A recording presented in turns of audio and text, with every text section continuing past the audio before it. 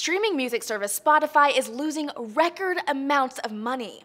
The service makes most of its revenue from user subscriptions, which represent 25% of its 60 million strong user base. But that's not enough to pay the bills. While Spotify's annual revenue climbed in 2014, its losses almost tripled. It's triggering headlines like this one, but we might be able to answer that question with a no, or at least probably not yet. Consider Spotify competitor Pandora. These are numbers from the same time frame and even profitability. The company reported more than $50 million in earnings for 2014. But while dying might be too strong a word, losses like Spotify are good evidence certain business models might not be sustainable.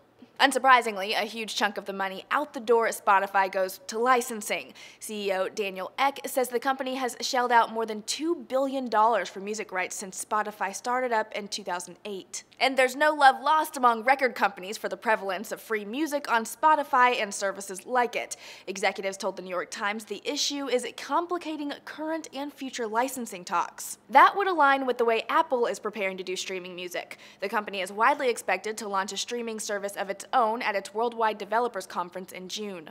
In Recode reports, in meetings with music industry reps, Apple has been arguing that free streaming won't generate enough money for the industry via advertising and doesn't give enough people incentive to pay for subscriptions. Spotify, meanwhile, isn't about to disappear. It's still the single most popular streaming service out there, and this week news broke the company is reportedly eyeing the streaming video market as well. Sources told the Wall Street Journal Spotify has approached YouTube content creators and other media companies about the possibility of moving their operations over to Spotify. It's also announced plans for a new $400 million funding round, so someone out there still believes in the idea. For Newsy, I'm Jasmine Bailey.